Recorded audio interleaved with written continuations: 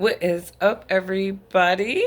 Check out my live stream that I did this morning talking about Eric Adams, who I believe is a real Democratic threat.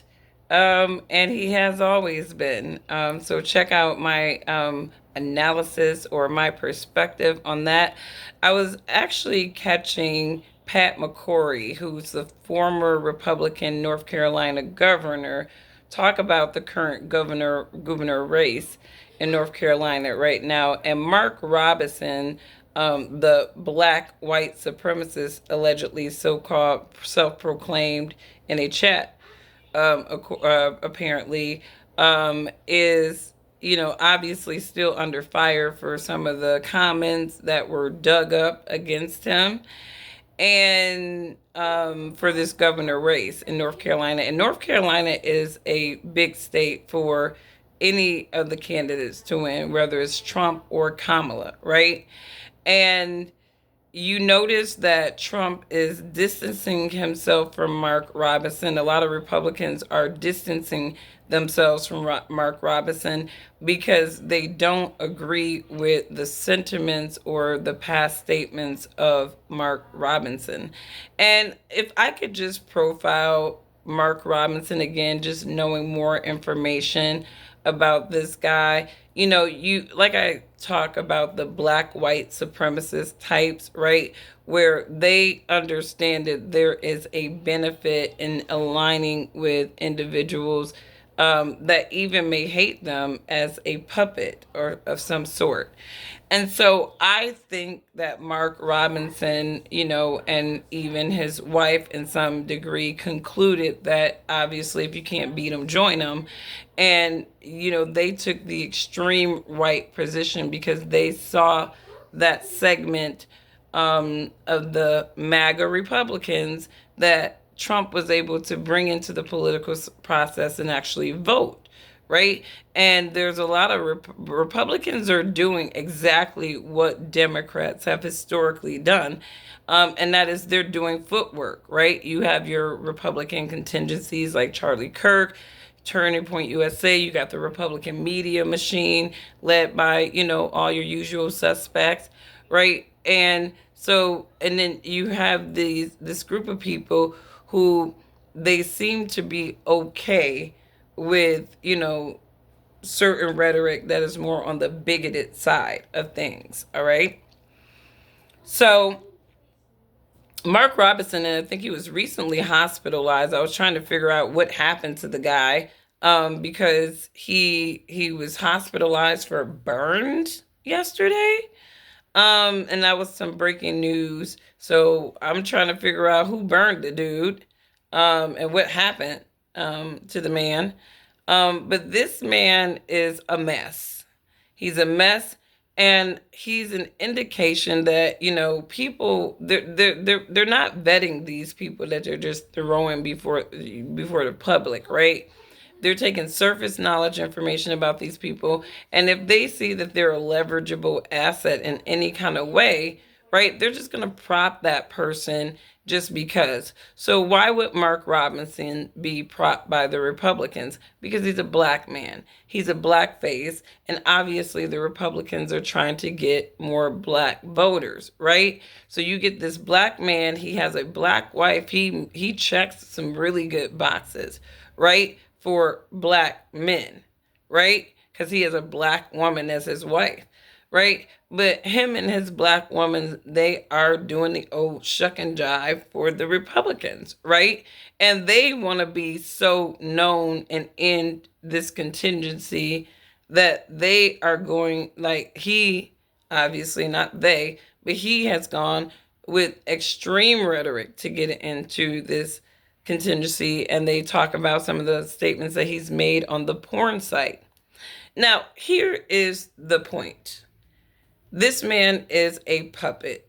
He was not vetted properly. And the former Lieutenant Governor, Pat McCrory, is going to tell us why this is a problem, an ongoing problem for the political parties. Democrats before too. Cal Cunningham in a Senate race, I believe, and other things. So it's happened to both parties where if you don't do the right vetting, it will bite you at the end of a campaign when these things are released. And believe me, this was most likely released uh, in a scheduled timing manner. That's the way politics is working right now. And they did it in such a way where it was too late to find another candidate. Maybe that's just coincidental. I don't know. But I put that responsibility on us, on our party.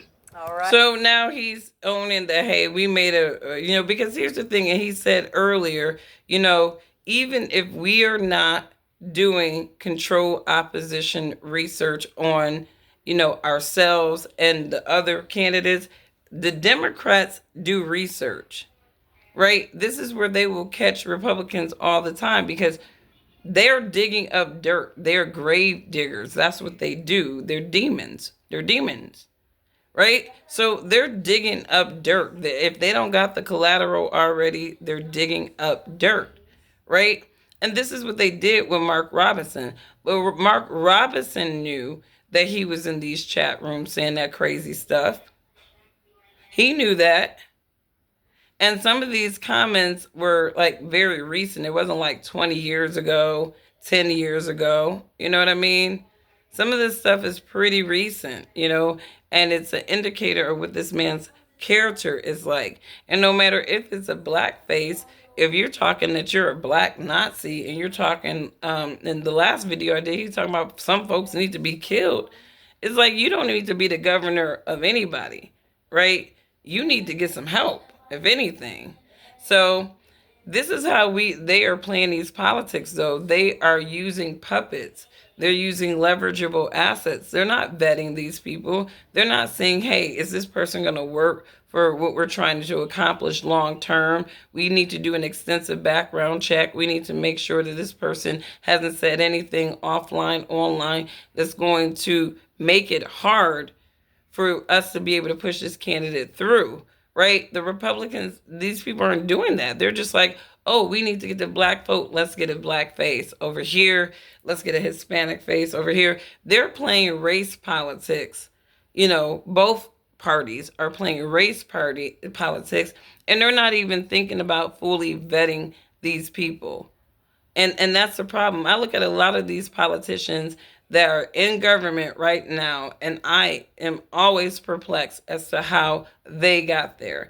They are not high level intelligent people. I don't care what institution that they don't spend years of their lives at.